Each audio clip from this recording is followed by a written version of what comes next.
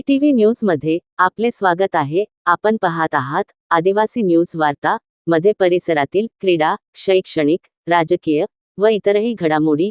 आता पाहूयात सविस्तर वृत्त। आदिवासी न्यूज वार्तासाठी नंदकुमार तोटेवाड।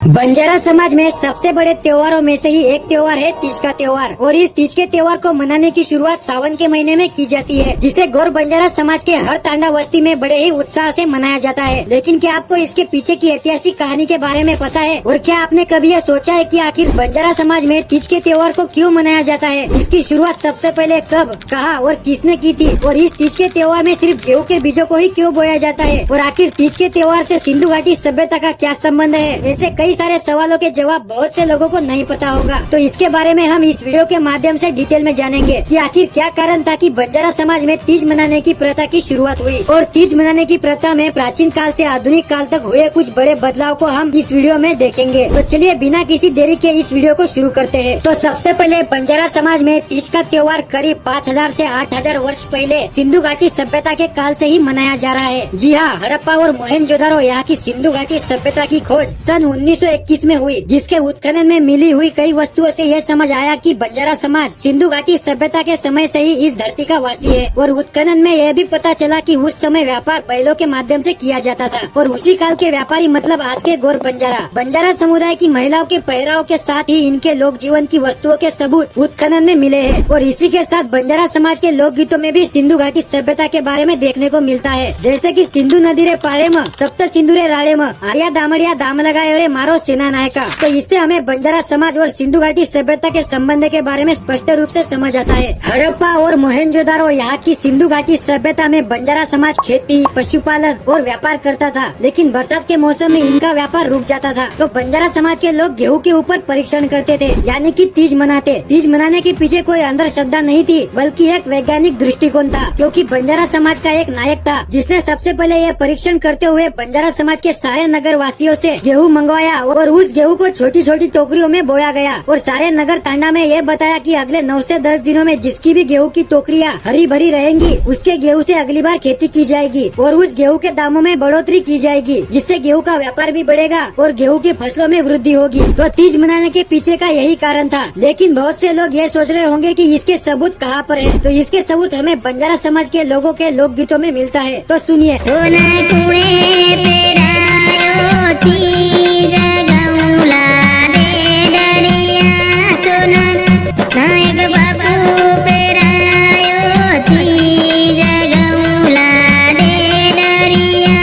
तो इस गीत से हमें यह समझ आता है कि बंजारा समाज का एक नायक था जिसने गेहूं पर परीक्षण करते हुए तीज मनाने की प्रथा की शुरुआत की। लेकिन अभी भी बहुत से लोगों के मन में यह सवाल आ रहा होगा कि तीज में आखिर गेहूं के बीजों को ही क्यों बोया गया, बाकी धान्य क्यों नहीं? तो जब सिंधु घाटी सभ्यता के दौरान मेहरगढ़ का उत्खनन हुआ तो उसमें गेहूं की खेती के कुछ पुरातत्व मिले, जिससे यह पता चला कि सबसे पहले खेती मेहरगढ़ में की जाती थी और गेहूं उस समय का प्रमुख अनाज था। गेहूं की खेती करने से लेकर गेहूं के व्यापार करने तक इसे ही प्रमुख अनाज माना गया है और मेहरगढ़ से ही गेहूं का व्यापार बंजारा समाज हर देश प्रदेशों में करता था। अब काफी लोग ये सोच रहे होंगे कि मेहरगढ़ और बंजारा समाज का क्या संबंध है? तो इसके भी सबूत हमें बंजारा समाज के लोक गीतों में मिलता है। तो सुनिए।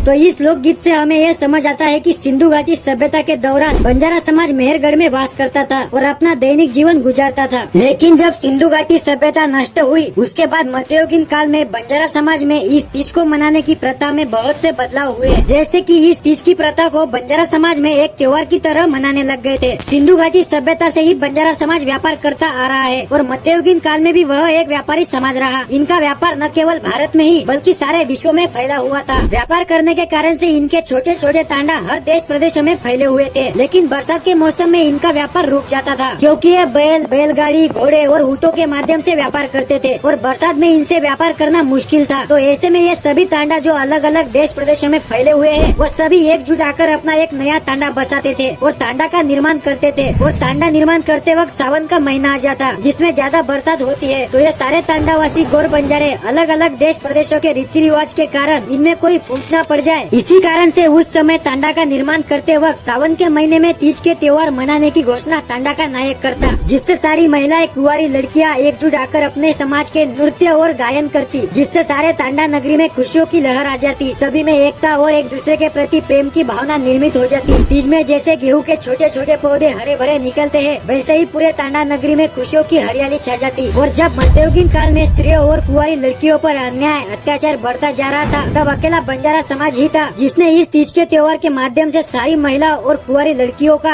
आदर सम्मान किया। इस तीज के त्योहार की वजह से बंजारा समाज में स्त्रियों को पुरुषों के समान अधिकार दिया जाता, जिससे सारे समुदाय में समानता का वातावरण निर्मित होता। तो मध्ययुगीन काल में स्त्री पुरुष समानता की सीख हमें बंजारा समाज के तीज के त्योहार के माध्यम से देखने को मिली। लेकिन आज के आधुनिक काल तक आते आते बंजारा समाज में तीज मनाने की प्रथा काफी प्रचलित हुई। भले ही आज बंजारा समाज अलग अलग देश प्रदेशों में फैला हुआ है, लेकिन इनकी परंपरा और संस्कृति आज भी एक ही है। तो अब हम जानेंगे कि बंजारा समाज की संस्कृति के अनुसार बंजारा समाज के लोग तीज के त्योहार को किस प्रकार से मनाते हैं। तो सबसे पहले सावन का महीना आते ही बंजारा समाज की महिलाएं और कुंवारी लड़कियां अलग अलग प्रकार के लोकगीत गाने लगती है, क्योंकि उनका प्रिय त्योहार तीज की शुरुआत होने वाली होती है। उनके गीतों से पूरे तांडा बस्ती में उत्साह का वातावरण निर्मित हो जाता है। उसके बाद सारी कुंवारी लड़कियां तीज का त्योहार मनाने की सहमति मांगने के लिए तांडा के नायक के घर जाती है और नायक से विचार विमर्श करती है। फिर तांडा का नायक तांडा की सारी समस्या को नियंत्रण में देखकर तांडा में एक पंचमंडल की बैठक बुलाता है, जिसमें सारे बुजुर्ग व्यक्ति और पंचमंडल की राय लेकर सहमति देते हुए तीज का त्योहार मनाने का एक दिन तय करता है। और उस दिन से लेकर अगले 9 दिनों तक तीज के त्योहार को तांडा में बड़े ही उत्साह से मनाया जाता है। लेकिन तीज के त्योहार के शुरुआती एक दिन पहले सभी कुंवारी लड़कियां शाम को नायक के घर जाकर अलग अलग प्रकार के लोकगीतों का गायन